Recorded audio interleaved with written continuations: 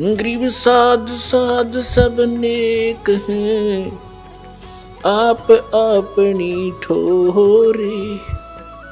जो सतलोक ले जाएंगे वो साधु कोई और।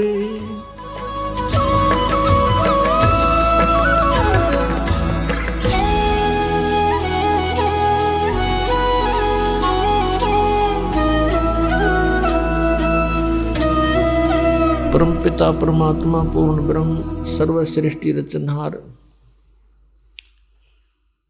कबीर परमेश्वर जी की असीम कृपा से आप जी ये सत्संग सुनने के लिए उपस्थित हुए।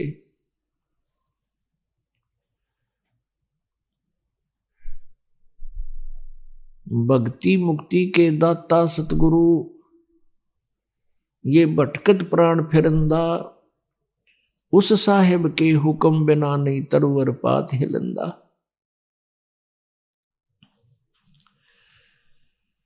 परम पूज्य परमेश्वर कबीर देव जी, ये वो समर्थ भगवान हैं, वो समर्थ प्रभु हैं, जिसके हुक्म बिना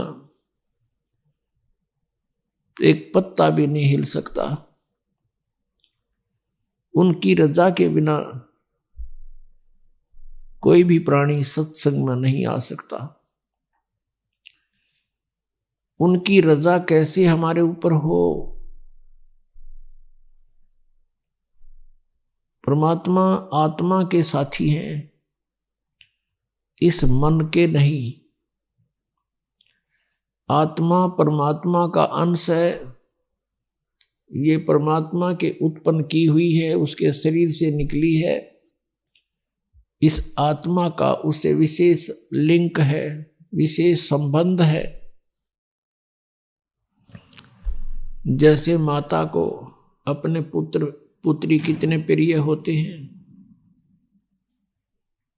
ठीक इसी प्रकार उस परम पिता ने, जिसमें सभी गुण विद्यमान हैं, तुमेव माता च पिता तुमेव, तुमेव बंधु च सखा तुमेव, तुमेव विद्या च द्रविणी तुमेव, तुमेव सर्व मम देव देव। ये वो परमात्मा है जिसमें माता पिता मित्र और भाई के सभी गुण विद्यमान हैं। ये हमारा सच्चा पिता है, ये हमारा जनक है और यही हमारी माता है, क्योंकि तीनों लोकों में सबका धारण पोषण वही परमात्मा कर रहे हैं। तो पुण्यात्माओं, हम अपने परमात्मा को भूलकर हम इन काल के, इन माया के भगवानों को याद करते रहे, पूजते रहे।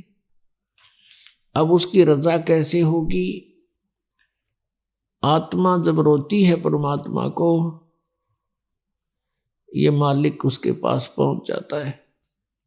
पुण्यात्माओं, आत्मा तो वैसे सबकी ही रोती है जब उस पे विशेष आपत्ति आ जाती है, अन्यथा ये मन के अधीन होकर के सारा जीवन वैसे ही बर्बाद कर जाता है। ये आत्मा बर्बाद कर जाती है अपने जीवन को। जब आप जी ने उपदेश ले लिया, आपका लिंक, आपका संबंध परमात्मा से विशेष तौर पर जुड़ गया। वैसे तो हम सभी भगवान की आत्माएं हैं, लेकिन जो उस मालिक से फिर से संबंध स्थापित कर लेती है, उसके ऊपर उसकी एक विशेष रजा बन जाती है। और फिर वो आत्मा सच्चे दिल से पुकारता है परमात्मा को, तो फिर उसकी रजा उस पर बनती है। और वो सत्संग में आने की रुचि नहीं करता है, संसारिक कार्यों को विशेष महत्व देता है, तो परमात्मा फिर उस पर रजा नहीं बख्शते। और उनकी रजा ना होने से हम यहां नहीं आ सकते। अपने आत्माओं, हम अपने पेट के लिए, एक रोजी रोटी के लिए सुबह से लेकर शाम तक और नाइट सर्विस में भी ओवर टाइम भी करते हैं। और जैसे किसान है, इसका तो कोई समय फिक्स नहीं, रात और दिन लगे रहते हैं। तो किस लिए लगे रहते हैं कि केवल एक पेट भरे और एक मकान बन जा, बढ़िया कपड़े खरीद ले, ब्याह शादी हुआ उसमें खूब खर्चा कर दे। इनके लिए हम सारा जीवन लगे रहते हैं और वो भी हमसे सफल नहीं हो पाता। तब हम परमात्मा की ही खोज करते हैं। एक मजदूर मेहनत करता है या कोई व्यावसायिक व्यक्ति है, बिजनेसमैन है, वो अपने भरसक प्रयत्न करता है, अपनी खूब सूझबूझ भी प्रयोग करता है, लेकिन फिर भी विफल हो जाता है। ऐसे ही किसान है, अपनी खूब मेहनत करता है, परिश्रम करता है, लेकिन फिर भी सफल नहीं होता। कोई न कोई नुकसान हानि होती ही रहती है। तो फिर भी वो परमात्मा से ही अर्ज करता है लास्ट में। तो हम क्यों ना पहले भगवान से जुड़ जावें और उनके द्वारा दिए गए मार्ग पर हम लग जावें। क्या बताते हैं परमात्मा? दुख में सुमरण सब करें, सुख में करे न कोई। जय सुख में सुमरण करे तो दुख काहे को होवे। सुख में सुमरण किया नहीं, दुख में करते याद। कह कबीरता दास की ही कौन सुने फरियाद।